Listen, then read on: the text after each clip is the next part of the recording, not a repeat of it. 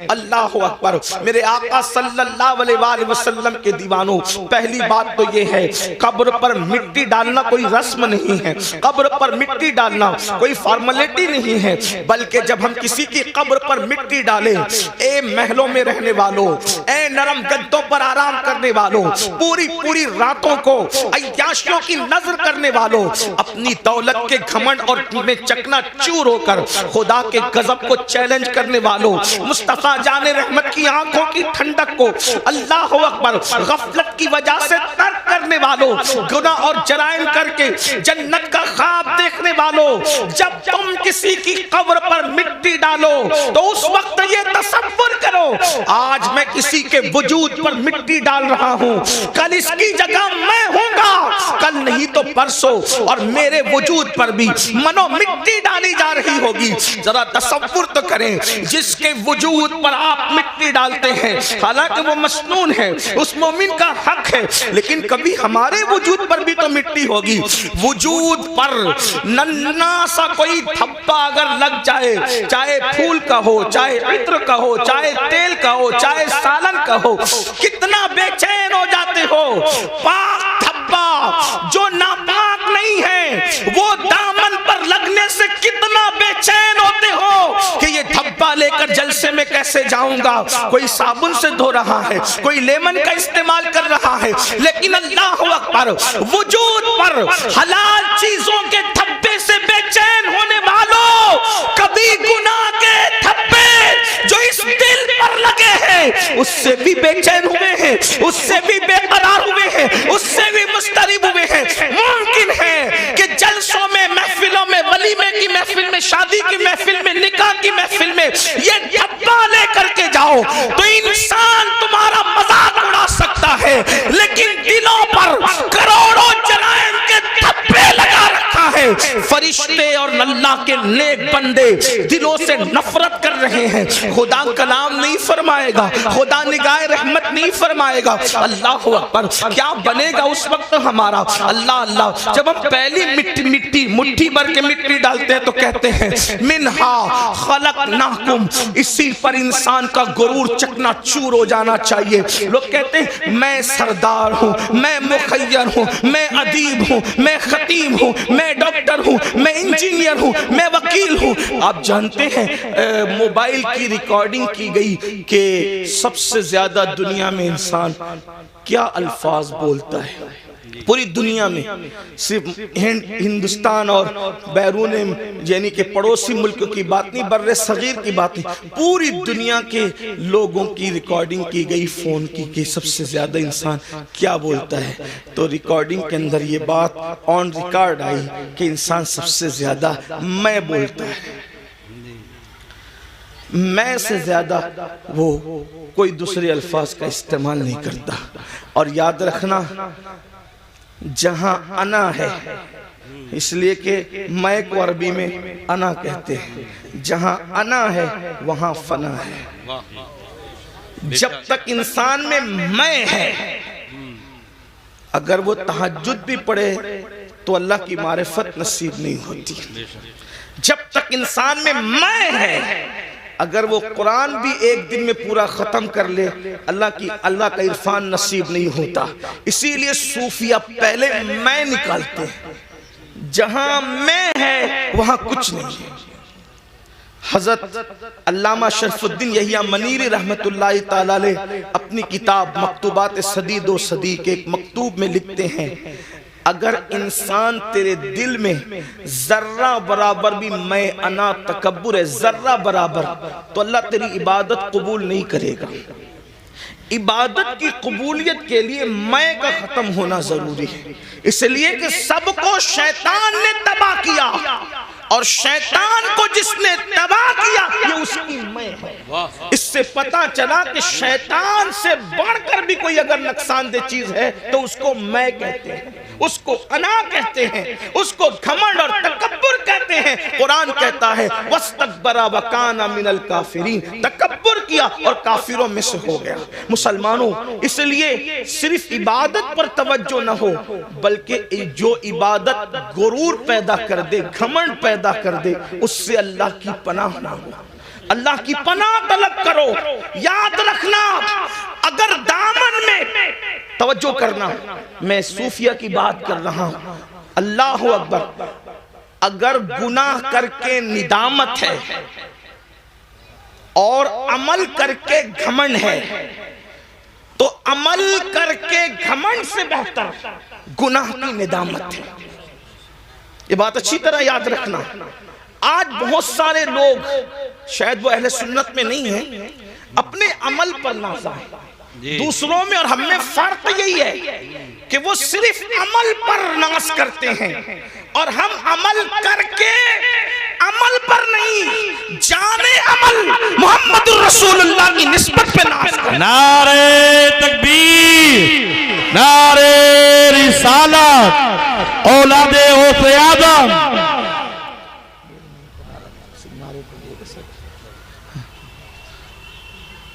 تو علامہ شرف الدین یحییٰ منیری فرماتے ہیں کہ جب تک ذرہ برابر تکبر بھی دل میں موجود ہے عبادت قبول نہیں ہوگی. اور اب وہ تکبر کی ڈیفینیشن کہ تکبر ہے یا نہیں اس کی پہچان بیان کرتے ہیں.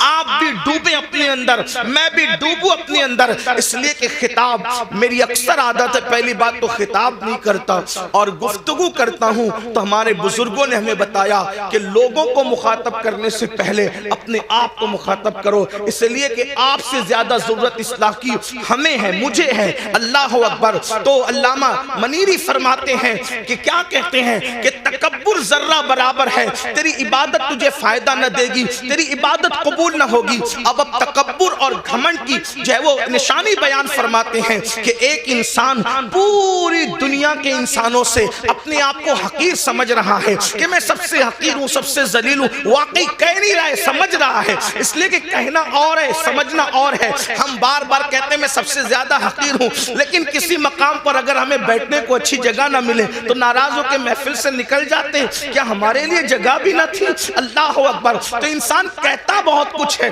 لیکن سمجھتا کم ہے. اللہ اکبر. تو علامہ منیری رحمت اللہ تعالی علیہ فرماتے ہیں سارے انسانوں سے انسان اپنے آپ کو حقیر سمجھتا ہے لیکن صرف ایک انسان سے اپنے آپ کو بہتر سمجھتا ہے. سب سے حقیر سمجھ کر ایک سے اپنے آپ کو بہتر سمجھا، مطلب ابھی بھی اس کے اندر گھمنڈ اور تکبر باقی ہے. اور جس میں تکبر باقی ہے اللہ اس کے عمل کو اس کے منہ پہ مارے گا، اللہ اس کے عمل کو قبول نہیں فرمائے گا. اپنے من میں ڈوب کر پا جا سراغ زندگی، تو اگر میرا نہیں بنتا نہ بن، اپنا تو بن. تو پہلی مٹھی بھر کر جب ہم کسی قبر پر مٹی ڈالتے ہیں تو کہتے ہیں منہا خلقناکم. اس کا مطلب کیا ہے؟ گھمنڈ والو، تکبر والو، چاہے حسن کا ہو، چاہے علم کا ہو، چاہے دولت کا ہو، چاہے نسب کا ہو، چاہے تقویٰ پرہیزگاری کا ہو، قرآن کہہ رہا ہے اسی مٹی سے تمہیں پیدا کیا گیا ہے. منہا خلقناکم، اسی مٹی سے پیدا کیا گیا ہے، تمہیں تخلیق کیا گیا مٹی سے. جس انسان کو مٹی سے بنایا گیا ہو اس انسان کو گھمنڈ کیسے زیب دیتا ہے؟ اس انسان کو تکبر کیسے زیب دیتا ہے؟ پھر اس کے بعد ہم دوسری مٹی بھر کر کے ڈالتے کہتے ہیں وَفِيهَا نُعِيدُكُمْ، اسی میں ملا دیے جاؤ. اٹھایا مٹی سے ملائیں گے مٹی. اور پھر وَمِنْهَا نُخْرِجُكُمْ تَارَةً أُخْرَى، تیسری مٹھی بھر کر جب ہم مٹی ڈالتے ہیں تو کہتے ہیں آیت کریمہ کو بطور دعا پڑھتے ہیں اور پھر اسی مٹی سے تمہیں اٹھایا جائے گا. اب آج میری گفتگو کا جو عنوان ہے ہم کیسے اٹھیں گے، یہ اس پر آپ کی توجہ. جانا تو سب نے قبر میں، ہر آدمی اپنے اپنے عمل کے مطابق جائے گا، جو جیسے جائے گا تیسے جائے گا. اٹھیں گے کیسے؟ تو ایک حدیث پاک بڑی طویل ہے، اس میں اللہ کے رسول صلی اللہ علیہ وآلہ وسلم سے پوچھا گیا کہ یا رسول اللہ صلی اللہ علیہ وآلہ وسلم ہمیں قبروں سے کیسے اٹھایا جائے گا اور کس حالت میں اٹھایا جائے گا؟ اللہ کے حبیب علیہ الصلوۃ والتسلیم سے جب پوچھا گیا کہ ہمیں کس طرح اٹھایا جائے گا اور ہم کیسے اٹھیں گے اپنی قبر سے، حضرت سیدنا معاذ ابن جبل رضی اللہ تبارک و تعالی عنہ کا سوال تھا. آپ نے سوال کیا آقا کیسے اٹھیں گے؟ تو اللہ کے حبیب علیہ السلام نے کہا اے معاذ تو نے بہت مشکل سوال کیا مجھ سے، سے اور اس کا جواب دینے سے پہلے توجہ کرنا، اس کا جواب دینے سے پہلے سید العالمین قائد المرسلین عالم ما کانا و ما یکون اتنا روئے کہ روتے روتے داڑھی بھی آنسوؤں سے تر ہو گئی اور حضور کے کپڑے بھی آنسوؤں سے تر ہو گئے۔ سوال کیا تھا؟ آقا قبروں سے ہم کیسے اٹھیں گے، کس حالت میں اٹھیں گے، کس شکل میں اٹھیں گے، کس انداز سے اٹھیں گے؟ تو اللہ کے حبیب علیہ السلام پر اس قبر سے اٹھنے کی کیفیت جب حضور کو یاد آئی کہ امت کیسے اٹھے گی، حضور اتنا روئے صلی اللہ علیہ وآلہ وسلم کہ آپ کی داڑھی آنسوؤں سے تر ہو گئی، کپڑے آنسوؤں سے تر ہو گئے، اور فرمایا تو نے مشکل سوال کیا اور پھر جواب دیا، اے معاذ جب میری امت قبر سے اٹھے گی تو وہ 12 صورتوں میں اٹھے گی، 12 شکلوں میں اٹھے گی، قبر سے اٹھنے والوں کی 12 پوزیشن ہوگی۔ اب یہاں توجہ کے ساتھ سنیں، حدیث مکمل ہوگی، بات بھی پوری ہو جائے گی۔ اب ان 12 میں ہم کس کے اندر ہے ذرا اس پر توجہ کرنا۔ میں نہیں کہوں گا کہ آپ کس میں ہیں، میں کس میں ہوں، یہ کس میں ہے، وہ کس میں ہے، نہیں، بہت ہو چکا میرے بھائیوں۔ میں کہتا ہوں تو سدھر، تم کہتے ہو تو سدھر، یہ تو اور تو کے اندر معاملہ خراب ہے۔ ہمیں یہ سوچنا ہے کہ میں نے سنورنا ہے، میری قبر کے اندر میں نے اکیلے جانا ہے، اپنی قبر سے میں نے اٹھنا ہے۔ میرے بھائیوں یہاں ساری چیٹنگیں چل جائے گی، ریاکاریاں چل جائے گی، مکاریاں چل جائے گی، سب چل جائے گا، لیکن وہاں کچھ نہیں چلے گا، سب معاملہ وہاں پیور ہے۔ اللہ اکبر۔ اب میرے اور تمہارے نبی، غیب دا نبی صلی اللہ علیہ وآلہ وسلم قیامت کا منظر پیش کر رہے ہیں۔ قبروں سے اٹھنا تو ہے نا بھائیوں، قبروں میں جانے پر بھی یقین ہے، قبر سے اٹھنے پر بھی یقین ہے۔ اب میرے اور تمہارے سچے نبی سید العالمین غیب دا نبی صلی اللہ علیہ وآلہ وسلم فرماتے ہیں 12 قسم کے لوگ ہوں گے قبر سے اٹھنے والے، یعنی 12 پوزیشن میں لوگ اٹھیں گے، 12 انداز میں لوگ اٹھیں گے۔ اب میرے آقا علیہ السلام پہلے شخص کے بارے میں فرماتے ہیں، اللہ حضرت سیدنا معاذ بن جبل رضی اللہ تعالی نے عرض کیا حضور بتائیں نا کہ کیسے کیسے لوگ اٹھیں گے؟ تو اللہ کے حبیب صلی اللہ علیہ وآلہ وسلم ارشاد فرماتے ہیں ایک ٹولہ قبر سے اٹھے گا، یعنی پہلا گروپ قبر سے نکلے گا، قبروں سے جو پہلا ٹولہ اور گروپ نکلے گا، آقا ارشاد فرماتے ہیں نہ ان کے ہاتھ ہوں گے نہ ان کے پیر ہوں گے، یعنی قبر سے نکلتے وقت، یعنی قبر میں جب دفن ہوں گے تو ان کا پورا وجود صحیح سلامت ہوگا، لیکن جب وہ اپنی قبروں سے اٹھیں گے تو ان کے ہاتھ بھی کٹے ہوئے ہوں گے، ان کے پیر بھی کٹے ہوئے ہوں گے۔ اللہ اکبر۔ اس حالت میں وہ دنیا سے جب گئے تھے تو اچھے بھلے، لیکن قبر سے نکلیں گے تو ہاتھ نہیں پیر نہیں، ہاتھ اور پیر دونوں کٹے ہوئے، اور اس وقت غیب سے ندا آئے گی اے لوگوں یہ ٹولہ جو قبر سے ہاتھ اور پیر کٹا ہوا نکلا ہے، جانتے ہو کس جرم کی وجہ سے ان کے ہاتھ اور پیر کاٹ دیے گئے؟ اللہ اکبر۔ تو لوگ پوچھیں گے کس وجہ سے؟ تو کہاں جائے گا؟ یہ دنیا میں اپنے پڑوسیوں کو تکلیف پہنچاتے تھے، یہ دنیا میں اپنے پڑوسیوں کے ساتھ اچھا سلوک نہیں کرتے تھے، اس لیے آج یہ اپنی قبروں سے اٹھے ہیں تو ان کے ہاتھ بھی کٹے ہیں، ان کے پیر بھی کٹے ہیں۔ آپ سے پوچھنا چاہتا ہوں آج تھوڑی سی طاقت مل جائے، تھوڑی سی قوت مل جائے، پڑوسیوں کے ساتھ ہمارا سلوک کیا ہے؟ اللہ اکبر۔ بڑی معذرت کے ساتھ مسلمانوں، ہر پڑوسی دوسرے پڑوسی کو، ہر طاقتور کمزور کو دبا رہا ہے، بلکہ العیاذ باللہ اب تو حالات یہاں تک ہو گئے صرف پڑوسیوں کو ستایا نہیں جا رہا ہے، پڑوسیوں کی بیٹیوں پر بھی غلط نظر ڈالی جائے، ان کی بہوؤں پر بھی اگر وہ کمزور ہے تو غلط نظر ڈالی جاتی، غریب ہے تو ان کی آبرو کا سودا کرنے کی کوشش کی جاتی ہے۔ مسلمانوں سوچو تو صحیح انجام کیا ہے؟ یہ دنیا ہے، دنیا میں کوئی روکے نہ روکے، کوئی ٹوکے نہ ٹوکے، کوئی جو چاہے جس طرح چاہے کر لے، مگر قبر ہے، آخرت ہے۔ ذرا سوچو تو صحیح، دنیا میں جس کے ہاتھ نہیں اس کا انجام کیا، دنیا میں جس کے پیر نہیں اس کی حالت کیا، لیکن آخرت میں جو اللہ اکبر لنگڑا اور لولا کر دیا جائے، کس بنیاد پر؟ پڑوسیوں کو ستانے کی بنیاد پر۔ آئیے میں طول نہ دیتے ہوئے صرف ایک دو روایت اس سلسلے میں آپ کی خدمت میں پیش کروں۔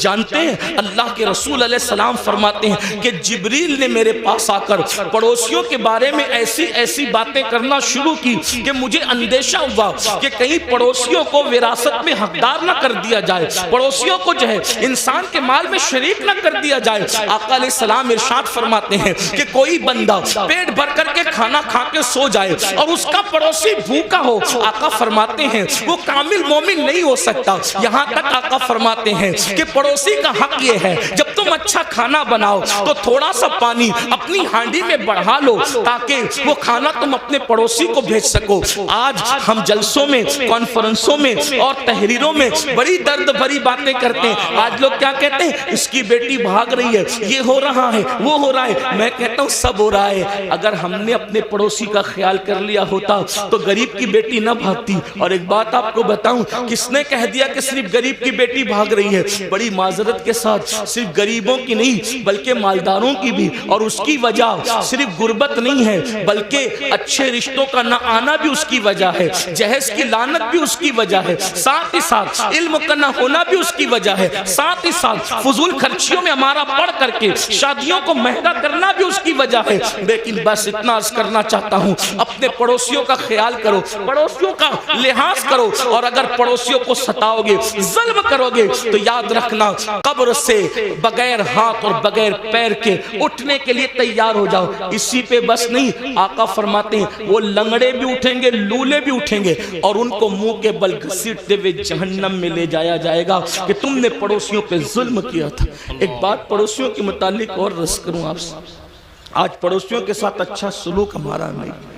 کل لوگ جب گھر خریدنے جاتے تھے تو دیکھتے تھے کہ مسلمان رہتا ہے کہ نہیں رہتا ہے پڑوس میں، اور لوگ مسلمان کے پڑوس میں رہنا پسند کرتے تھے، اور آج لوگ مسلم محلے میں رہنا پسند نہیں کرتے۔ کیوں؟ سب سے زیادہ کچرا اور گھان اگر کسی علاقے میں ہوگی تو مسلم محلے میں، ننگے بچے چڈی پہن کر کے گالی گلوچ کر رہے ہوں گے تو مسلمانوں کے محلے میں، رات کے 3-3 بجے تک کے جھگڑے فساد کی آواز آ رہی ہوگی تو، اور ٹی وی کا آواز زور سے ہو رہا ہوگا تو مسلمانوں کے محلے میں۔ حد ہے، جس مذہب نے ڈسپلین سکھایا آج اس مذہب کے ماننے والے ڈسپلین سے دور ہے، اور دوسروں نے ہم سے سیکھ لیا اور ہم کورے ہو گئے۔ یہ رونا ہے، کوئی ڈسپلین ہماری زندگی میں نہیں۔ مسلمانوں سوچو تو صحیح، ہم کہاں ہیں؟ ہمیں اس سے نکلنا ہے۔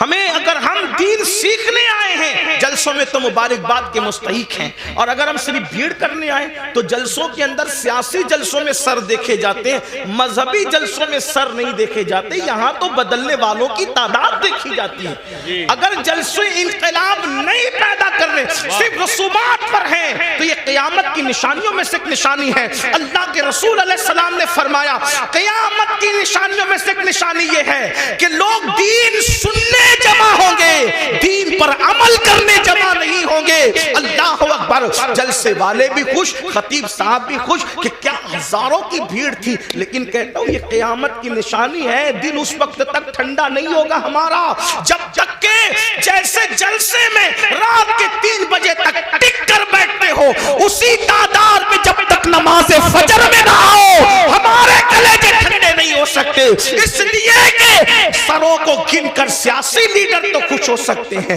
مذہبی لوگ اس سے خوش نہیں۔ ہاں شکر ضرور ہے کہ آپ آگے، اللہ کا شکر ہے، شکر کرتے ہیں، لیکن کتنے لوگ عمل کرتے ہیں، کتنے لوگ تبدیل ہوتے ہیں؟ تبدیل ہونے کے لیے سنو، اور آج کے بعد عہد کرو پڑوسیوں کے ساتھ بدسلوکی نہیں ہوگی۔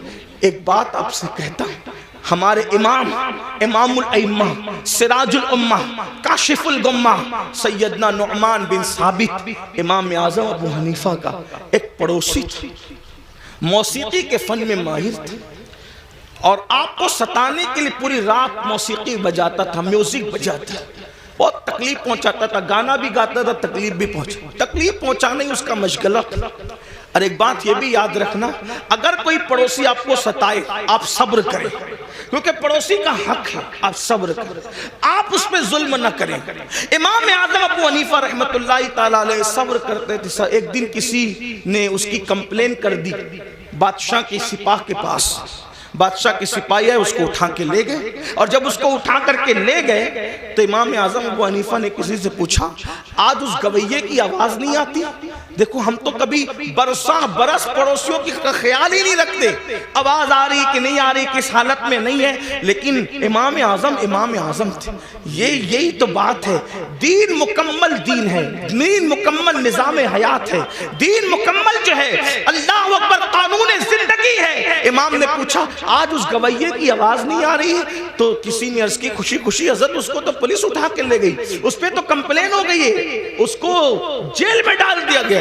اب میرے پڑوسی کو جیل میں ڈال دیا گیا، آپ اسی وقت تشریف لے گئے، اور جانے کے بعد آپ نے فرمایا کہ میرا پڑوسی ہے، اس کو جیل میں کیوں ڈالا گیا؟ تو کہا آپ کو ستاتا تھا، گاتا تھا، میوزک بجاتا تھا، موسیقی بجاتا تھا، اس لیے یہ حال کیا گیا۔ فرمایا کوئی بات نہیں، اس کا میرا مسئلہ ہے، لیکن میں تو اس کو لے جاؤں گا۔ اور امام اعظم اپنے سورس سے، اپنی سفارش سے اس کو چھڑا کر لائے۔ رستے میں اس نے کہا میں تو آپ کو ستانے کے لیے کرتا تھا، آپ نے مجھے کیوں چھڑایا؟ فرمایا جو تو کرتا تھا وہ تیرا اپنا عمل ہے، مجھے پڑوسی کے ساتھ حسن سلوک کا حکم دیا گیا ہے، میں نے اس پر عمل کیا۔ قدم پکڑ کر کہتا ہے واللہ اگر کسی کو امام اعظم کہلانے کا حق ہے تو وہ ثابت کا بیٹا نعمان آپ ہی ہے۔ نعرہ تکبیر، نعرہ رسالت۔ بزرگوں کا طریقہ تھا ہم اپنے پڑوس کے ساتھ، آج تو پڑوس میں سگا بھائی بھی رہتا ہے، ہم اس کے ساتھ کیا سلوک کرتے ہیں؟ اچھا کھانا بناتے ہیں تو معاذ اللہ چھپا چھپا کر کے کھاتے ہیں، ایسا نہیں ہونا چاہیے۔ پھر میرے اور تمہارے آقا صلی اللہ علیہ وآلہ وسلم ارشاد فرماتے ہیں دوسرا گروہ، دوسرا گروہ، دوسرا قافلہ، دوسرا ٹولہ جب اپنی قبر سے نکلے گا تو اس کی شکل سور کی طرح اور خنزیر کی طرح ہوگی۔ خنزیر اور سور کی شکل میں وہ اپنی قبروں سے نکلیں گے۔ حالانکہ جب ان کو قبر میں رکھا گیا تھا تو ان کے چہرے اچھے بھلے تھے، لیکن اب وہ میدان محشر میں اٹھیں گے تو وہ سور کی شکل اور خنزیر کی شکل لے کر اٹھیں گے۔ صحابہ بے چین ہو گئے، تڑپ گئے، عرض کیا یا رسول اللہ صلی اللہ علیہ وآلہ وسلم، جو گروہ، جو ٹولہ، جو قافلہ قبروں سے سور اور خنزیر کی شکل میں اٹھے گا ان کا کیا قصور ہوگا؟ تو میرے آقا فرماتے ہیں ان کا قصور یہ ہوگا کہ وہ نمازوں میں سستی کرتے تھے، وہ نمازوں میں غفلت کرتے تھے۔ مسلمانوں ذرا سوچو تو صحیح، اپنے نبی کی ہر بات پر یقین ہے، ان باتوں کو کیوں بھول جاتے ہو؟ جس کے کہنے پر اللہ کو ایک مانا، جس کے کہنے پر قرآن کو اللہ کی کتاب مانا، جس کے کہنے پر دین اسلام کو حق مانا، اللہ اس رسول کا فرمان ہے بے نمازی، نماز میں سستی کرنے والا جب اپنی قبر سے اٹھے گا تو سور کی شکل میں اٹھے گا، خنزیر کی شکل میں اٹھے گا۔ اس پر زیادہ بات نہ کرتے ہوئے ایک روایت آپ کے سامنے پیش کروں، کھلے دلوں کے ساتھ اور کھلی آنکھوں کے ساتھ، کھلے کانوں کے ساتھ سننا۔ اپنے آپ پہ رحم کر لو، اپنے آپ پہ رحم کر لو، اللہ کے بندو، آخرت کی گھاٹی بڑی مشکل ترین گھاٹی ہے، ہم نے اس کو جتنا آسان سمجھا اتنا آسان نہیں ہے۔ میرے امام کہتے ہیں اللہ اکبر، پاٹ وہ کچھ دھار یہ کچھ زار ہم، یا الہی کیوں کر اترے پار ہم، اپنی ستاری کا یا رب واسطہ ہو نہ رسوا برسرے بازار ہم۔ اللہ ہمیں فیس بک کے لیے تو وقت ہے، یوٹیوب پر بیٹھنے کے لیے تو وقت ہے، دوستوں کی محفلوں کے لیے تو وقت ہے، بیوی بچوں کے لیے تو وقت ہے، سب کے لیے وقت ہے، رب کے لیے وقت نہیں۔ سن لو اور اچھی طرح سے سن لو۔ اللہ حضرت علامہ عثمان ابن حسن رضی اللہ تبارک و تعالیٰ عنہ اپنی کتاب میں لکھتے ہیں، میری بہنوں کی بھی توجہ، اللہ کے حبیب علیہ السلام کا ظاہری دور ہے، آقا علیہ السلام اپنے صحابہ کے جرمٹ میں جلوگر ہیں، ایسے میں ایک نوجوان روتے ہوئے آتا ہے اور عرض کرتا ہے یا رسول اللہ صلی اللہ علیہ وآلہ وسلم، میرے ابو کا انتقال ہو گیا، میرے باپ کا انتقال ہو گیا۔ آقا میرا باپ مر چکا ہے، اس کا انتقال ہو چکا ہے، ہم دیہات کے لوگ ہیں، دیہات میں رہنے والے ہیں، آقا نہ اس کو کوئی غسل دینے والا ہے، نہ اس کو کوئی کفن پہنانے والا ہے، یا رسول اللہ صلی اللہ علیہ وآلہ وسلم اس لیے میں رو رہا ہوں۔ میرے آقا نے فرمایا اے ابو بکر اٹھو، اے عمر اٹھو اور دونوں جاؤ اور جا کر کے اس کے دیہات میں پہنچو، اس کے گاؤں میں پہنچو، اس کو غسل بھی دو، اس کو کفن بھی پہناؤ۔ اللہ اکبر۔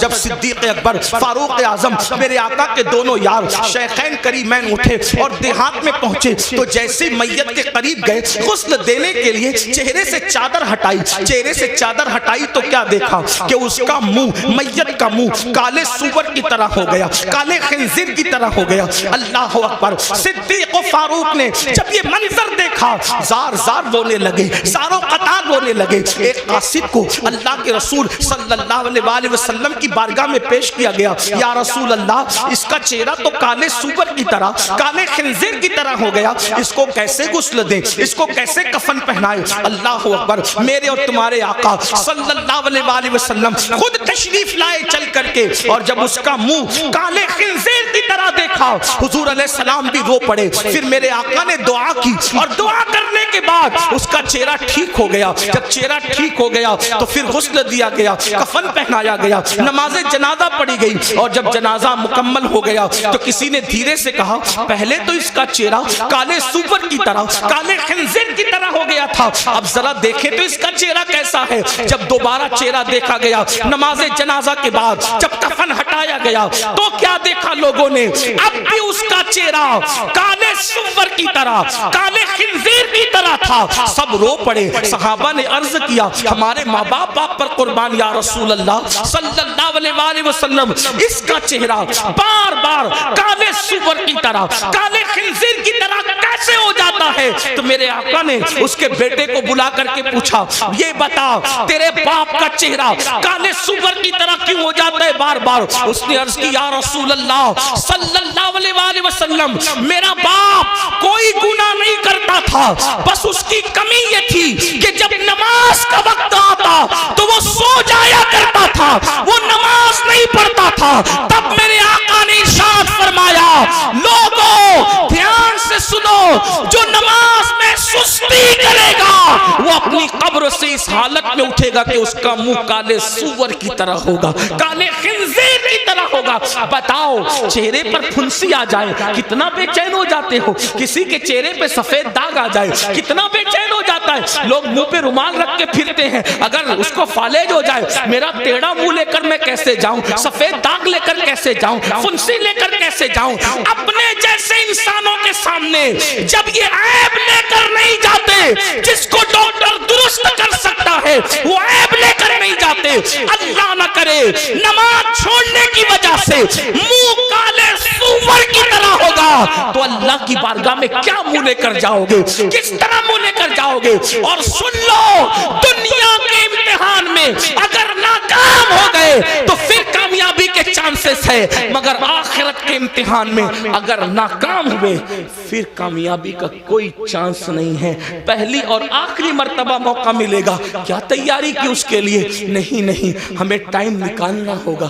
بڑی معذرت کے ساتھ ایک بات اور آپ سے کہوں، آج میری قوم کے دماغ میں ایک خبط ہے، نہیں ہم تو غوث پاک کے ماننے والے، ہم تو غریب نواز کے ماننے، ہم تو اعلیٰ حضرت کے ماننے، ہم تو شاہ برکت اللہ کے ماننے، تو ہمیں کیا ہوگا؟ ہم نے تو زنا کر کے بھی جنت ہی ملنی، ہم نے تو نماز چھوڑ کے بھی جنت ہی ملنی، ہم نے تو پوری زندگی قرآن کو ہاتھ نہیں لگایا، تو کیونکہ ہم ماننے والے کتنے بڑوں کے، جتنے بڑوں کے ماننے والے ان کی بڑائی میں مجھے کوئی شک نہیں۔ لیکن ایک بات ضرور کہتا ہوں، جب نوح علیہ السلام کا بیٹا جہنم میں جا سکتا ہے، سلبی بیٹا، اور قرآن پھر اس کا نسب بھی کاٹ کر کے اعلان کرتا ہے لیسا من اہلی، کبھی آپ کی اولاد سے نہ رہا، تو جب سگے بیٹے کا نسب کٹ سکتا ہے تو پھر نام لیواؤں کا رشتہ نسبتیں کیوں نہیں کٹ سکتی؟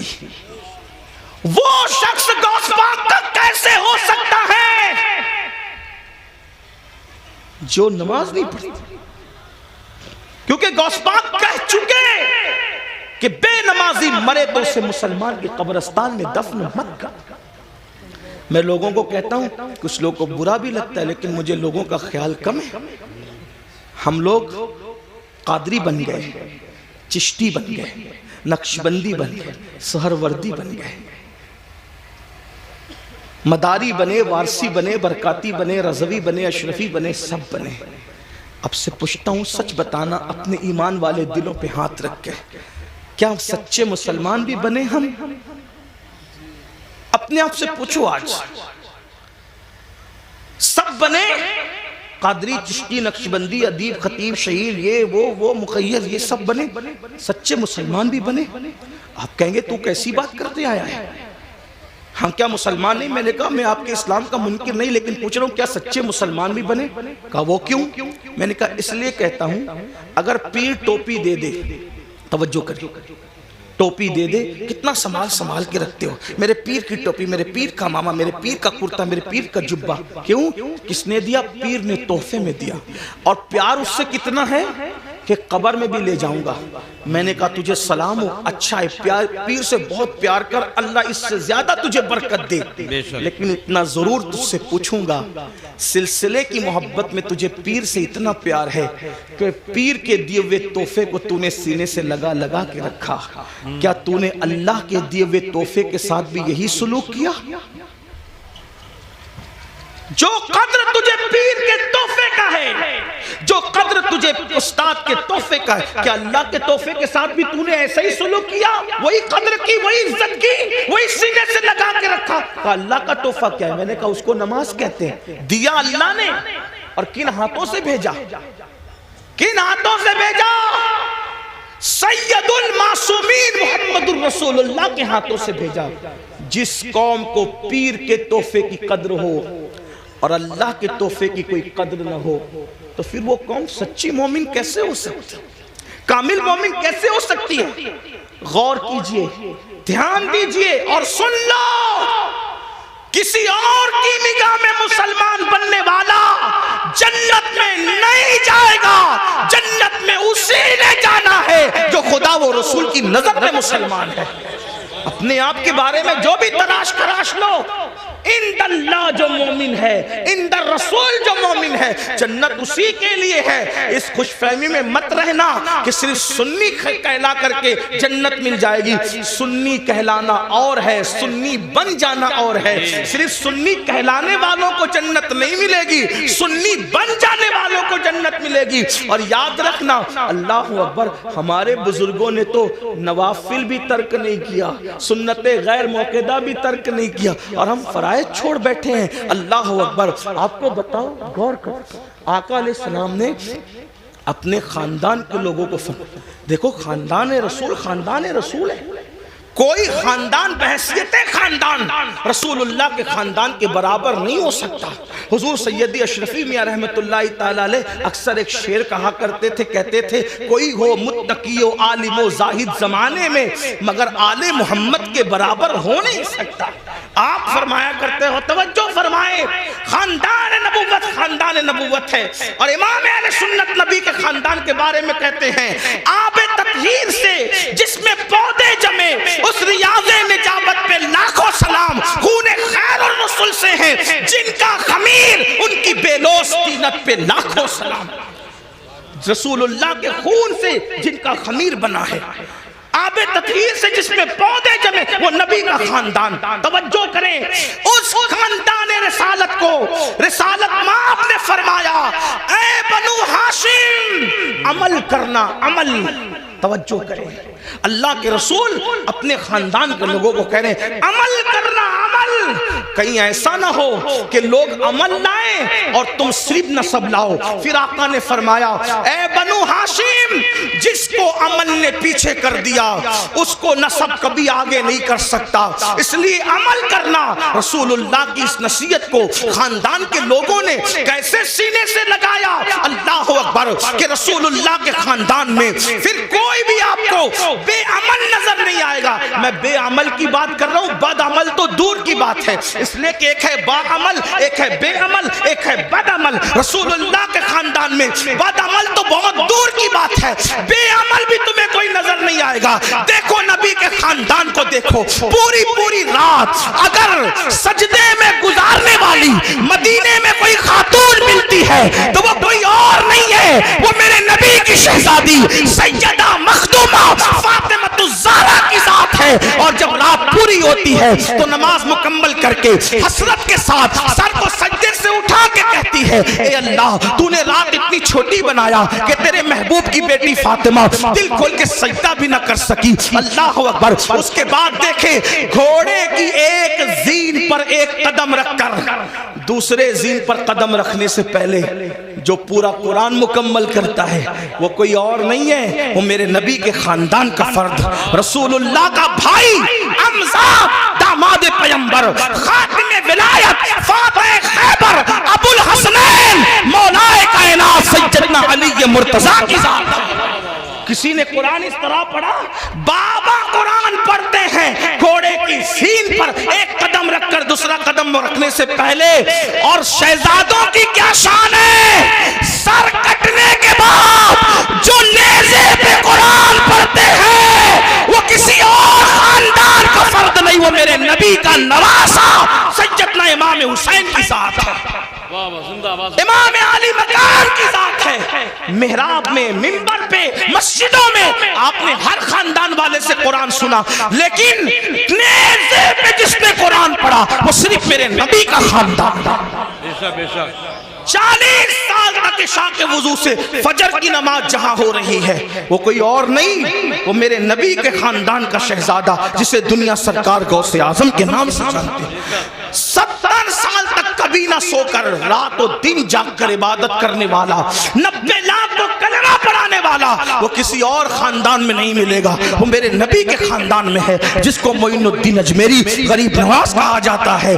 جب ذکر کرتے ہیں تو آپ اتنی کثرت سے کرتے ہیں کہ آپ کے ذکر کو سن کر پرندے بھی ذاکر ہو جاتے ہیں۔ ایسا ذاکر آپ کو کسی اور خاندان میں نہیں ملے گا، وہ میرے نبی کا شہزادہ حضرت شاہ برکت اللہ عشقی پریمی مہریوی رحمت اللہ علیہ کی ذات ہے، جس کے ذکر نے پرندوں کو ذاکر بنا دیا۔ یہ خاندان نبوت کا عمل ہے۔ امام زین العابدین کا نام زین العابدین نہیں ہے بلکہ ان کا نام ہے علی ابن حسین۔ زین العابدین ان کا لقب ہے، لقب۔ اور زین العابدین کیوں کہتے ہیں؟ کیونکہ روزانہ تقریباً 300 رکعت اور کبھی 700 رکعت نفل نماز پڑھتے تھے۔ لوگوں نے کہا یہ عابد نہیں ہے بلکہ یہ زین العابدین ہے۔ عابدوں کثرت سجدہ کی وجہ سے آپ کی پیشانی پر سجدے کا نشان پڑ گیا تھا۔ ایک تو یہ کہ جو لوگ غلط سجدہ کرتے ہیں ان کی پیشانی پہ نشان آتا ہے، اور ایک تو یہ جو کثرت سے سجدہ کرتے ہیں ان کی پیشانی پر بھی نشان آ جاتا ہے۔ لیکن کتنی 300 رکعت کے بعد، 700 رکعت کے بعد، اور میں جہاں سے پڑھ رہا ہوں اس کو میرے امام اہل سنت نے لکھا کہ آپ کی پیشانی پر نشان سجدہ کثرت سجدے کی وجہ سے۔ آپ بتائیں، آپ رسول اللہ صلی اللہ علیہ وآلہ وسلم کے خاندان والوں کا یہ عمل دیکھ، امام جعفر صادق کو دیکھ، روزانہ پوری رات عبادت میں گزرتی۔ امام محمد باقر کو دیکھ، امام موسیٰ کاظم کو دیکھ، جس کو دیکھیں۔ اور ہمارا حال یہ، ہم کہتے ہیں ہم تو نام لیوائے، میں نے کہا وہ خاندان کے لوگ تھے۔ بلکہ ایک بات آئی، بات عرض کروں، شاید حدیث پوری نہ پڑھ سکوں کیونکہ وقت زیادہ ہوا، لیکن ایک بات پڑھتا ہوں، شاید آپ کے دل کے دریچے اللہ کھول دے۔ مغفرت کے بارے میں ہم بہت بے حس ہیں، بخشے جائیں گے مولانا، بخشے جائیں، اللہ کریم ہے، بخشے جائیں، اللہ کریم ہے، بخشے جائیں، بے شک اللہ کریم ہے۔ علامہ نقی علی خان امام المتکلمین لکھتے ہیں اپنی کتاب میں، اللہ کو کریم جان کر گناہ پہ گناہ کر رہا ہے نا، کہ اللہ کریم میں بخش دے گا۔ فرماتے ہیں اللہ کو کریم جان کر گناہ کرنے والے، اللہ کو قادر جان کر تو زہر کیوں نہیں کھاتا؟ جب وہ کریم ہیں گناہوں پہ بخش دے گا تو قادر بھی تو ہے، زہر کھانے پہ زندگی بھی دے سکتا ہے، لیکن اللہ کو قادر جان کر تو نے کبھی زہر نہیں کھایا اور اللہ کو کریم جان کر گناہ کر رہا ہے۔ اللہ کو کریم جاننے کا یہ مطلب نہیں کہ گناہ کر کے سوچے کہ اللہ بخش دے گا۔ اللہ کو کریم جاننے کا مطلب یہ کہ نیکی کر کے بھی رو، اللہ میری نیکیاں اس قابل نہیں کہ تیری بارگاہ میں قبول ہو، اپنے کرم سے قبول فرما۔ اللہ گناہ تو گناہ، اگر نیکی کا سوال کر لے تم اپنے اللہ کو نیکی کا جواب نہیں دے سکتے۔ جو اتنے چین سے بیٹھے ہیں نا میرے بھائی، جب جس دن احساس ہوگا کہ مغفرت کس چیز کا نام ہے تو آپ کو پتہ چلے گا۔ حضرت سیدنا امام جعفر صادق کا ذکر ہے، امام جعفر صادق کو لوگ اتنا ہی جانتے ہیں کہ ہم ان کی کونڈے کی نیاز کرتے ہیں، بس اتنا ہی جانتے ہیں، لیکن جانتے ہیں یہ امام جعفر صادق غوث اعظم سے پہلے اپنے دور کے غوث اعظم ہیں۔ مقام غوثیت کبریٰ پر فائز امام جعفر صادق۔ کون امام جعفر صادق؟ جن کی جوتیاں امام اعظم ابو حنیفہ جیسے لوگ سیدھا کرتے تھے، اور امام اعظم کہتے ہیں کہ اگر 2 سال نہ ہوتے امام جعفر صادق کی صحبت کے تو نعمان ہلاک ہو گیا ہوتا۔ یہ امام جعفر صادق، لیکن وہ جعفر صادق جس کی صحبت کو امام اعظم اپنی کل عمر کا سرمایہ کہتے ہیں۔ جب اس امام جعفر صادق سے لوگ مصافحہ کرتے، ہم لوگوں سے بھی لوگ کرتے ہیں، امام جعفر صادق سے بھی لوگ مصافحہ کرتے تھے. داتا صاحب لکھتے ہیں کہ جب امام جعفر صادق سے کوئی مصافحہ کرتا تھا تو امام جعفر صادق اس کا ہاتھ پکڑ لے. دھیان دینا, توجہ کرنا, غور سے سننا اور پھر سوچنا اس پر کہ ہم کہاں ہیں. امام جعفر صادق جس کے نسب میں کسی کو کوئی اختلاف نہیں, جی اتنا مضبوط سلسلۃ الذہب ہے کہ جعفر صادق بیٹے ہیں امام محمد باقر کے, وہ بیٹے امام زین العابدین کے, وہ بیٹے امام حسین کے, اور وہ بیٹے ہیں حضرت مولا علی کے, اور وہ شوہر سیدہ فاطمہ کے, اور وہ شہزادی رسول اللہ کی. یہ سلسلۃ الذہب ان کا نسب نامہ ہے. ہاں, اب امام جعفر صادق سے کوئی مصافحہ کرنے آتا تو آپ اس کا ہاتھ پکڑتے اور ہاتھ پکڑ کر فرماتے وعدہ کر کہ اگر قیامت میں تیری بخشش ہو گئی تو تو اللہ کی بارگاہ میں میری سفارش کرنا کہ اللہ جعفر صادق کو بخش دے, اس کو معاف کر دے.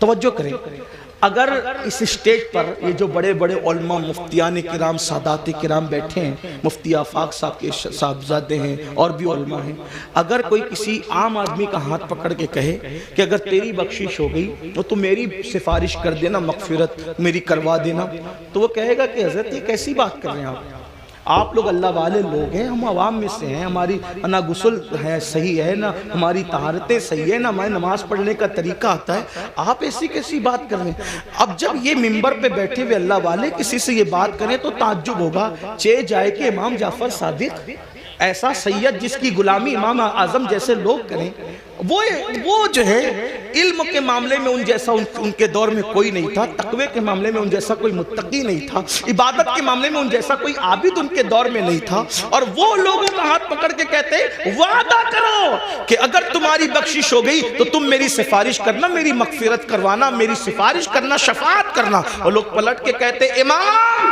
آپ تو سید ہیں, آپ تو سید آل رسول ہیں, ہم آپ کی کیا سفارش کریں گے, آپ کے نانا شفیع المذنبین ہیں. تو امام جعفر صادق روتے ہوئے جواب دیتے رونا تو یہی ہے کہ ہم سید ہیں. توجہ کریں, کہتے رونا تو یہی ہے کہ ہم سید ہیں, کیونکہ ہم اس بات سے ڈرتے ہیں کہ ہمارے نانا کو ہم منہ کیا دکھائیں گے, نانا کو منہ دکھانے کی ہمت نہیں ہے قیامت کے دن.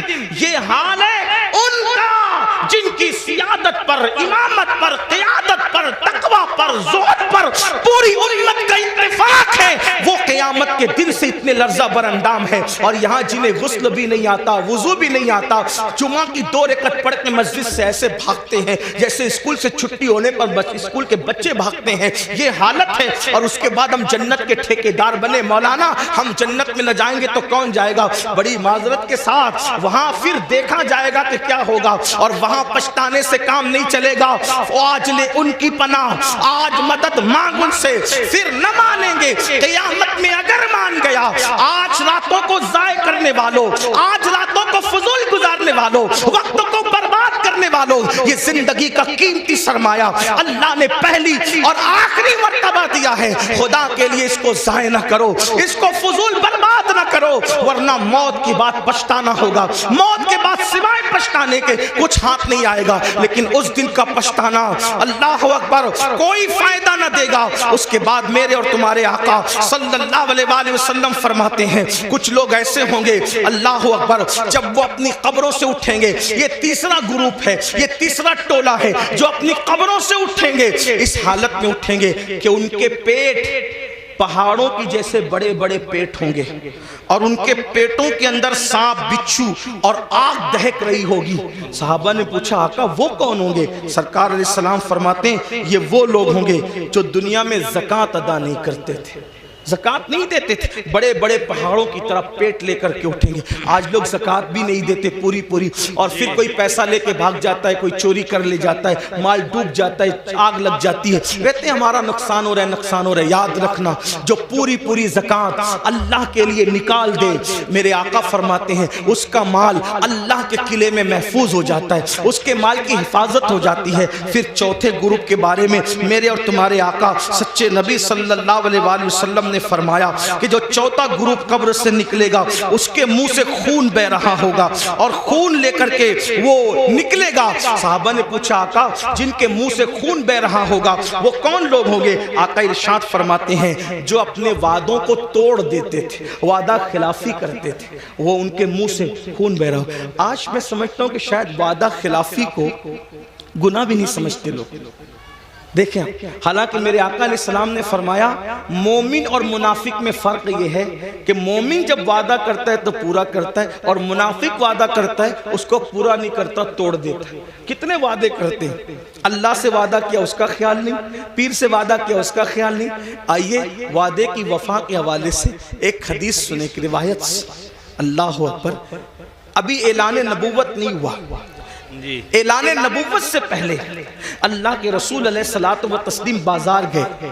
بازار جانے کے بعد اللہ کے حبیب علیہ السلام کو ایک شخص نے کہا یہاں رکو میں ابھی آتا ہوں.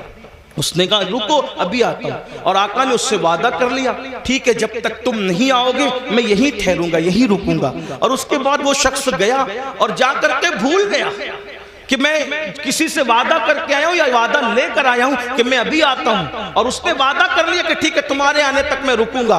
پھر کیا ہوا, 3 دن گزر گئے. 3 دن کے بعد جب وہ شخص آیا تو اللہ کے رسول وہیں پر موجود تھے. اس نے پوچھا آپ یہاں؟ فرمایا تم سے میں نے وعدہ کیا تھا کہ جب تک تم نہیں آؤ گے میں یہیں رکا رہوں گا, اسی لیے میں یہاں رکا رہا. اور پھر میرے آقا نے نہ اس سے لڑائی کی, نہ جھگڑا کیا, نہ اس کو ڈانٹا, بلکہ صرف ایک جملہ کہا اے شخص تو نے مجھے مشقت میں مبتلا کر دیا, تو نے مجھے تکلیف میں مبتلا کر دیا. یہ اعلان نبوت سے پہلے کا وعدے کا وفا کرنا تھا. جب میرے آقا نے نبوت کا اعلان کیا تو یہی واقعہ اس شخص کے ایمان لانے کا سبب بن گیا کہ جو شخص انسان سے کیا ہوا وعدہ اس کے ساتھ بے وفائی نہیں کرتا وہ جھوٹا نہیں ہو سکتا, وہ سچا ہے. تو جو وعدے کے خلاف کرے, آج تو یہ بھی ہوتا ہے کہ کسی لڑکی سے پیار کی بات کی, محبت کی بات کی, افیئر کی بات کی, رشتے کی بات کی, اور پھر کہا تیرے ساتھ شادی کریں گے, اور پھر شادی کے نام پہ اس کا شباب لوٹ لیا, اس کے ساتھ زنا کر لیا, اس کے ساتھ ساری رنگریلیاں منا لی, سارا کھیل کود کر لیا, اور اس کے بعد کہا اب تیرے ساتھ شادی نہیں کریں گے کیونکہ تو اس قابل نہیں ہے, تیرے اندر یہ عیب ہے, یہ عیب ہے, یہ عیب ہے. یاد رکھنا کسی پہ ظلم کرنے والوں اچھی طرح یاد رکھنا, پہلی بات تو افیئر کرنا جائز نہ تھا, پہلی بات تو ناجائز تعلقات کرنا جائز نہ تھے, پہلی بات تو کسی لڑکی سے دوستی کرنا جائز نہ تھی, اور اگر کی تھی اور وعدہ کیا تھا اللہ اکبر تو زنا اور اس کے ساتھ تنہائیاں جائز نہ تھی. اللہ اکبر. اب اس کا شباب لوٹ کر اس میں عیب نکال کر اس کو چھوڑ کر ایسے بھاگتے ہو جیسے پھولوں کا رس چوس کر کے بھورا بھاگ جاتا ہے, دوبارہ ادھر کا رخ نہیں کرتا. تتلیاں پھولوں کا رس چوس کر دوبارہ ادھر کا رخ نہیں کرتی. کسی کے شباب سے کھلواڑ کر کے, کسی کے حسن سے کھلواڑ کر کے, کسی کی آبرو سے کھلواڑ کر کے پھر اس کو چھوڑ کر نئے شکار کی تلاش میں جانے والوں, جان بوجھ کر کے کسی کی آبرو کے ساتھ سودا کرنے والوں, سنو اللہ کے حبیب علیہ السلام ارشاد فرماتے ہیں, فقی ابو اللہ سمرقندی اپنی کتاب میں لکھتے ہیں کہ اگر کسی نے کسی چڑیا سے بھی کھیل کر اس کی زندگی کو ختم کیا ہوگا, کسی نے کسی چڑیا کی زندگی سے کھیلا ہوگا, نہ کھانے کی حاجت تھی نہ شرعی کوئی معاملہ تھا, صرف اپنے نفس کے لیے چڑیا سے کھیلا اور اس کو مار ڈالا, کھیلتے کھیلتے اس کی زندگی کو ختم کر دیا. آقا فرماتے ہیں وہ مری ہوئی چڑیا جس کی زندگی سے تم نے کھلواڑ کیا تھا جب قیامت کا دن ہوگا تو اللہ کی عدالت میں فریاد کرے گی, مولا آج عدل کا دن ہے, آج انصاف کا دن ہے, مولا مجھے عدل چاہیے, اس شخص نے میری زندگی سے کھلواڑ کیا تھا. آقا فرماتے ہیں اس ننھی سی چڑیا کی شکایت بجلی کی گھن گرج کی طرح ہوگی, جیسے بجلی کڑکتی ہے ویسے ننھی سی چڑیا کی آواز میں گھن گرج ہوگی, اور جس کی شکایت چڑیا کر رہی ہوگی اس کا حال یہ ہوگا وہ پہاڑوں جیسی نیکیاں لے کر آئے گا. اللہ ارشاد فرمائے گا آج عدل کا دن ہے, آج انصاف کا دن ہے, اور پھر میرا اللہ فرمائے گا جس نے چڑیا کی زندگی سے کھلواڑ کیا آج اس کی نیکیاں نہیں دیکھی جائے گی, اس کو منہ کے بل گھسیٹتے ہوئے جہنم میں ڈال دیا جائے. آپ سے پوچھنا چاہتا ہوں, نفس کے پجاریوں سے پوچھنا چاہتا ہوں, نفسانی خواہشات میں ڈوبے ہوئے انسانوں سے پوچھنا چاہتا ہوں، اگر کسی چھٹاک بھر کی چڑیا کی زندگی سے کھیلا ہوگا تو پہاڑوں جیسی نیکیاں رد ہو جائے گی اور انسان جہنم کا ایندھن بنے گا۔ جس نے لڑکیوں کی زندگی سے کھیلا ہوگا، آبرو سے کھیلا ہوگا، اس کا انجام کیا ہوگا؟ اللہ کے بندو، یہ دنیا ہی سب کچھ نہیں ہے، یہ دنیا کی رنگریزیاں ہی سب کچھ نہیں ہے، یہ دنیا کے مزے اور مستی سب کچھ نہیں ہے، یہ دنیا کا عیش و آرام سب کچھ نہیں ہے۔ اس دن کے بارے میں ڈرو جس دن کے بارے میں قرآن کہتا ہے یوم یقوم الروح والملائکہ صفا لا یتکلمون الا من اذن۔ اس دن جبریل امین اور سارے فرشتے اللہ کی ہیبت سے کانپتے ہوں گے، کسی میں کلام کرنے کی جرت نہیں ہوگی۔ اس دن اپنا کیا ہوگا؟ جس دن انبیاء کی زبان پہ نفسی نفسی ہوگا، اس دن اپنا کیا حال ہوگا؟ اس لیے لوگ لڑکیوں کی زندگی سے تو کھیلتے ہیں، خود کی بیوی کا اگر سالن میں نمک زیادہ ہو جائے تو طلاق دے دے، مارے پیٹے۔ یاد رکھنا، اچھی طرح یاد رکھنا، یہ دنیا ہے، یہاں عیش کرنے، آرام کرنے، ظلم کرنے نہیں بھیجا۔ قرآن کہتا ہے الذی خلق الموت والحیات لیبلوکم ایکم احسن عملا، کہ اللہ نے زندگی اور موت کو اس لیے پیدا کیا کہ اللہ تمہیں آزمائے کون تھوڑی سی زندگی کو پا کر اچھا عمل کرتا ہے۔ اس کے بعد اب یہ آخری بات کروں گا، اس کے بعد بات پوری کر لیں گے، اس لیے کہ وہ 12 لوگوں کا ذکر کرنے جائیں گے تو شاید رات کے 3 بجیں گے، اور میری عادت ہے اس سے پہلے کہ لوگ ذکر الہی سے اکتا جائیں ہمیں اپنی بات مکمل کرنی چاہیے، اور لوگ کہیں چپ ہو جاؤ، اس سے پہلے ہمیں خود ہی چپ ہو جانا چاہیے۔ یہ آداب محفل بھی ہے اور یہ شرافت کی نشانی بھی ہے۔ تو میں اسی پہ بات پوری کروں گا، پھر کسی دن موقع ملا انشاءاللہ تو یا تو آج کل تو بیانات یوٹیوب پر آتے ہی رہتے ہیں، کسی بھی جگہ مکمل ہو جائے گی تو آپ تک پہنچی جائے گی انشاءاللہ۔ یہ 5ویں بات ہے، لیکن اس کو دھیان سے سنیں، اور یہ آخری بات ہے آج کی محفل۔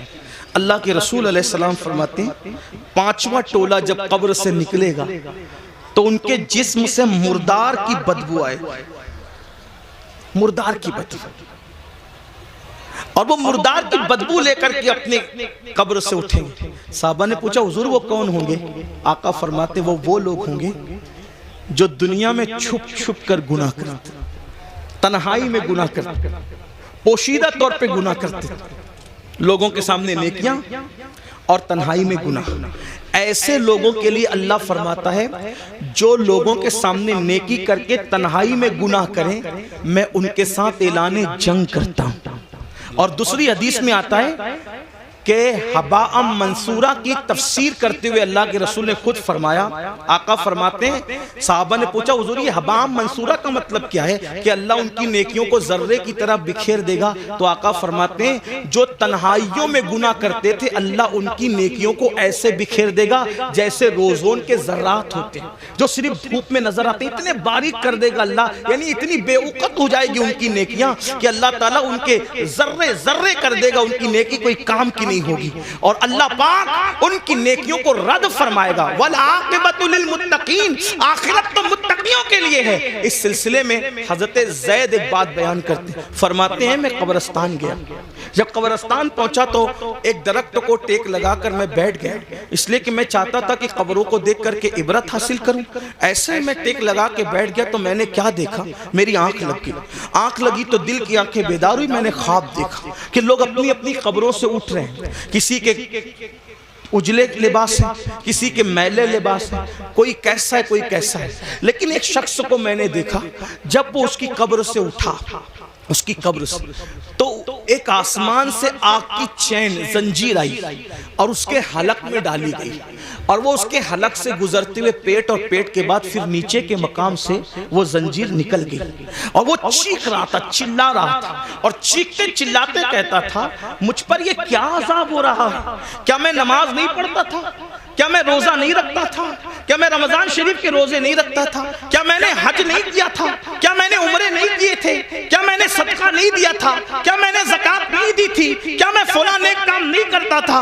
غرض کہ وہ اپنی ساری نیکیوں کو گنائے گا گنائے گا گنائے گا، اس کا مطلب وہ گنہگار نہیں تھا، وہ نیکوکار تھا، اس لیے وہ وہاں بھی نیکیوں کو گنائے گا۔ حضرت زید کہتے ہیں جب وہ اپنی نیکیوں کو مہینہ رہا تھا تو غیب سے آواز آئی، بندے تو ساری نیکیاں کرتا تھا، لیکن جب تو اکیلے میں اور تنہائی میں ہوتا تھا تب تو گناہ کرتا تھا، اللہ سے نہیں ڈرتا تھا۔ تو جس نے تنہائی کے اندر گناہ کیا اللہ نے اس کی نیکیوں کو ضائع کر دیا۔ آپ سے پوچھتا ہوں اللہ کے بندو، نرم نرم گدوں پہ لیٹ کر رات کی تنہائیوں میں چار دیواری میں کیا دیکھتے ہو؟ کون کیا دیکھتا ہے مجھے نہیں پتا، لیکن اپنے آپ میں ڈوب کر کے سوچو، وہ گندی فلمیں، وہ گندے مناظر، وہ گندی تصویریں رند کی رند رہے، ہاتھ سے جنت نہ گئی۔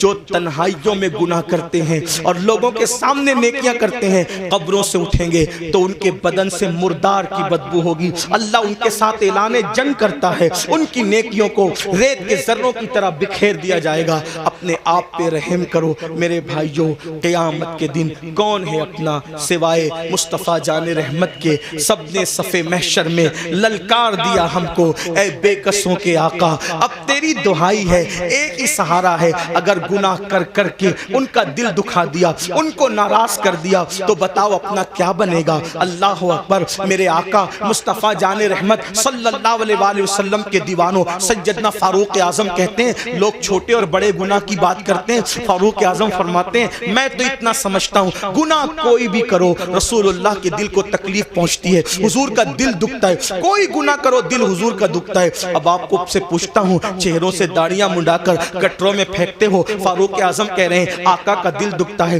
گندی فلمیں دیکھتے ہو، فاروق اعظم کہہ رہے ہیں آقا کا دل دکھتا ہے۔ کسی عورت پر بد نظری کرتے ہو، آقا کا دل دکھتا ہے۔ مسجدوں کو ویران کرتے ہو، آقا کا دل دکھتا ہے۔ نمازوں میں سستی کرتے ہو، آقا کا دل دکھتا ہے۔ کسی مومن کو گالی دیتے ہو، آقا کا دل دکھتا ہے۔ اتنا رسول اللہ کا دل قبر انور میں دکھاؤ گے اور اس کے بعد میدان محشر میں جب شفاعت کی بھیک لینے کے لیے ان کی بارگاہ میں پہنچو گے، اللہ نہ کرے اگر انہوں نے منہ پھیر لیا اور منہ پھیر کر کے یہ کہا او منافق جھوٹے، مجھ سے عشق کا دعویٰ کرتا تھا اور میرے دل کو چھلنی چھلنی کرتا تھا، میرے دل کو دکھاتا تھا، میرے دل کو تکلیف پہنچاتا تھا۔ بتاؤ بھائیو، جب سب نے للکار دیا ہوگا تو اسی آمنہ کے لال کا سہارا ہوگا، میرے آقا علیہ الصلوۃ والتسلیم کی شفاعت ہوگی۔ اگر وہ بھی منہ پھیر لیں، حالانکہ ان کے کرم سے ایسی امید نہیں ہے، لیکن ان کی مزاج کی نزاکت بے چین بھی کرتی ہے۔ حضرت جگر مراد آبادی نے کہا تھا کہ اس امت آسی سے نہ منہ پھیر خدایا، نازک ہے بہت غیرت سلطان مدینہ۔ میرے آقا کی غیرت بہت نازک ہے، کتنی نازک ہے اتنا اندازہ کر لے۔ ایک بار ام المومنین نے اپنے گھر کے دیواروں پہ پردے لٹکا دیے تو آقا علیہ السلام نے چہرہ پھیر کر کے یہ فرمایا کہ ہم دیواروں کو کپڑے نہیں پہناتے، محبوبہ محبوب رب العالمین اگر دیواروں پہ پردے لٹکا دے تو وہاں سے غیرت کی وجہ سے چہرہ پھیر لیا جاتا ہے۔ اتنے جرائم کر کے، اتنے بڑے مجرم بن کے حضور کے دربار میں کھڑے رہیں گے، اللہ اکبر۔ اگر ان کی غیرت کی نزاکت نے منہ پھیر لیا، کہاں جاؤ گے؟ کس کے پاس جاؤ گے؟ کس کے دروازے پہ دستک دو گے؟ اس لیے آج ان کو مناؤ، آج ان کو راضی کرو، آج ان کی بارگاہ میں معافی مانگو، ان کے وسیلے سے اللہ کی بارگاہ میں توبہ کرو تاکہ دنیا بھی سنور جائے، آخرت بھی سنور جائے۔ اللہ پاک کی بارگاہ میں دعا ہے کہ میرا اللہ سب سے پہلے مجھے اور آپ سب کو عمل کی توفیق عطا فرمائے۔ گفتگو کے درمیان اگر کوئی غلطی ہوئی اللہ تعالیٰ معاف فرمائے۔ استغفر اللہ ربی من کل ذنب واتوب الیہ وما علینا الا البلاغ۔ السلام علیکم ورحمۃ اللہ وبرکاتہ۔